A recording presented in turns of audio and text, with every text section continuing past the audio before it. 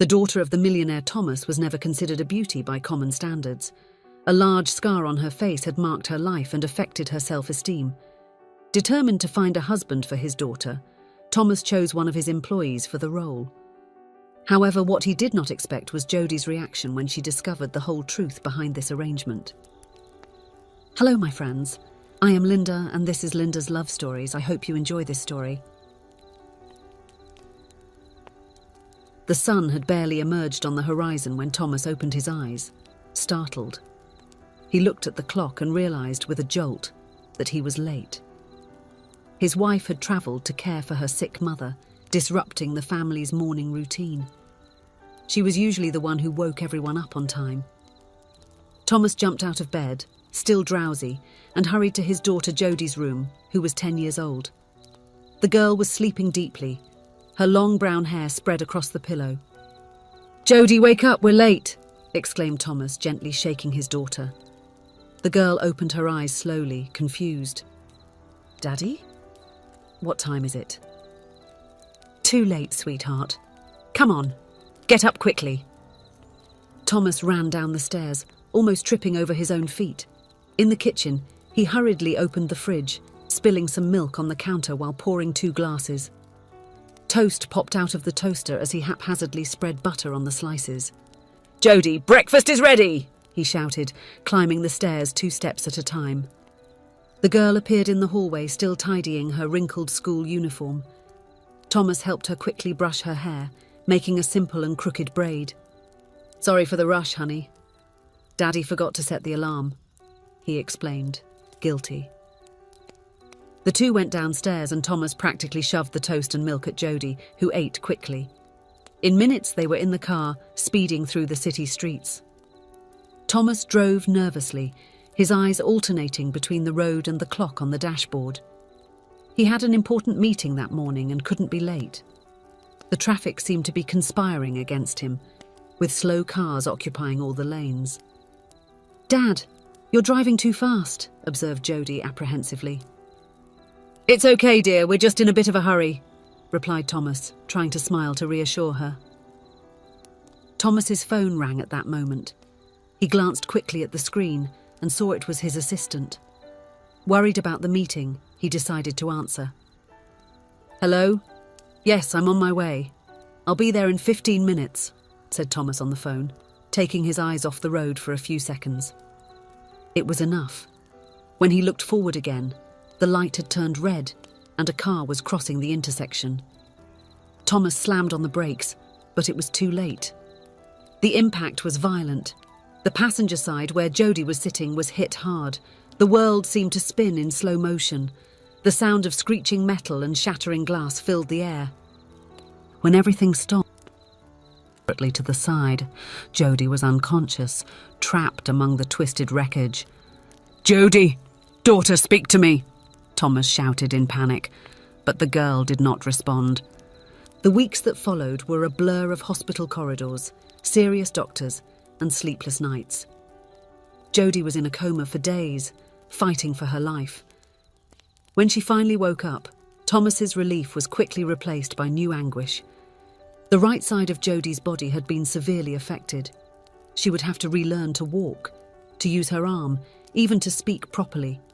And then there was the scar, a jagged, deep line that cut across the right side of her face from temple to chin. Thomas watched helplessly as his daughter struggled daily in physical therapy sessions. The determination in her eyes filled him with pride, but also intensified his guilt. He had done this. His recklessness had changed Jodie's life forever. Months went by. Jodie returned home, but life would never be the same. Thomas did everything he could to make things easier for her, hiring the best specialists, adapting the house to her needs. One day, when picking up Jodie from school, Thomas witnessed a scene that broke his heart. A group of children was pointing and laughing, mocking Jodie's walk and her scar. The girl kept her head down, trying to ignore them, but Thomas could see the tears in her eyes. At that moment, Thomas made a decision. He would protect Jodie from any suffering, at any cost. The next day, he took her out of school and hired the best private tutors. All therapies and treatments were conducted at home. Thomas believed he was preserving his daughter, but without realizing it, he was isolating her from the world. The years passed. Jodie grew up to become an extraordinary young woman. Her intelligence and talent flourished despite the physical limitations. Having completed her entire education online, she began working at her father's company in the marketing department. Jodie was brilliant in her work, managing an entire team from home. Her ideas were innovative, and her leadership, even though virtual, was respected by everyone. However, she had never set foot in the office. One day, a new and important project arose. Jodie's presence in the company was becoming increasingly necessary. Thomas, concerned, tried to intervene. "Daughter, if you want, I can assign another manager to take care of this project," he suggested cautiously. Jodie took a deep breath before responding. "It's okay, Dad. I'm already an adult woman. I think I can handle people's shock with my physical appearance." Thomas couldn't help but feel a twinge of pride mixed with apprehension. His little Jodie had grown up. The next day, Jodie entered the office for the first time. The buzz of conversations diminished as she walked down the hallway. Some surprised glances, others of pity, and a few of admiration followed her. Jodie kept her head held high, but Thomas could see the slight tremor in her hands. She introduced herself to the team with a firm voice, explaining the new project and expectations. Gradually, the initial shock gave way to professional respect. It was during one of those meetings that Jodie met Cesar. He was a newcomer to the company, with a laid-back demeanor and contagious energy. Unlike the others, Cesar didn't seem to notice Jodie's scar. He treated her naturally, making jokes and easing the tension in meetings. Over the months, Jodie and Cesar developed a close friendship. She felt comfortable with him, as if the scar didn't exist. Thomas watched with a mix of joy and concern. His daughter seemed happier than ever. One day, Jodie came home beaming.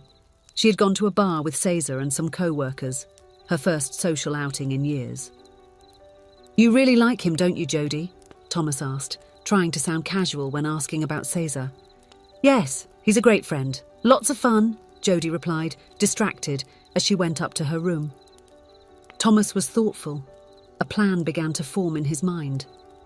After the accident, he had always done everything to make Jodie's life easier and happier, and he was about to act again. The next day, Thomas called Cesar to his office. The young man entered, a bit nervous, not knowing what to expect. "Cesar, I need to talk to you about something important," Thomas began, his tone serious. Cesar nodded, waiting for Thomas to continue. "You and Jodie have become very close in the past few months," Thomas observed, "and I've never seen my daughter so happy." Cesar smiled, still not understanding where Thomas was going with this. "I have a proposal for you," Thomas continued. "If you agree to marry Jodie, I will promote you to a prominent position in the company." Cesar's smile vanished, replaced by a look of shock. "Sir, I don't understand." Thomas sighed deeply before telling Cesar about the accident, how Jodie's life had changed, and how he had always tried to protect her. "You are the first person in years who makes her feel normal, Cesar. Date her for a few months and then propose marriage. I will take care of everything." Cesar was silent for a long moment, processing everything he had heard. He liked Jodie a lot. The two had become great friends, perhaps driven by compassion, perhaps by ambition. He finally nodded. "All right, sir. I accept." The following months were a whirlwind of emotions for Jodie. Cesar took her to places she had never been before, introduced her to new people, new experiences. Jodie finally felt like she was living her life to the fullest. Their relationship, however, remained more in the realm of friendship than romance. Cesar strove to be the perfect boyfriend, but the guilt over the agreement with Thomas ate away at him. As agreed, after a few months, Cesar asked Jodie to marry him. To his surprise, she accepted with a radiant smile. As the wedding preparations progressed, Cesar felt increasingly torn. Being with Jodie was by no means an effort. She was fun, intelligent, and full of life. but the weight of the secret he carried made him feel like a complete jerk. One day, unexpectedly, Jodie called Cesar for a serious conversation. Her expression was more serious than he had ever seen. "Cesar, I need to be honest with you," Jodie began, her voice trembling. "I really like you. You introduced me to a world I didn't know, made me live incredible experiences, but..." Cesar held his breath, fearing what would come next. "But I realized I'm not in love with you," Jodie continued. "You have been my best friend, and that's how I want it to remain. I can't marry you feeling only friendship." Cesar felt a wave of relief wash over him. He smiled, taking Jodie's hands in his own. "Jodie, I feel exactly the same way," he confessed. "You are my best friend and I love you. I think we've confused the feelings, haven't we?" The two hugged, laughing and crying at the same time. It was as if a great weight had been lifted off their shoulders. Later that day, Jodie went to talk to her father. Thomas was surprised to see his daughter so serious. "Dad, I'm not going to marry Cesar," announced Jodie. Thomas turned pale. "What? But why? Did he break up with you? I can't believe that absent-minded boy told you about our agreement." Jodie frowned, confused. "Agreement? What agreement?"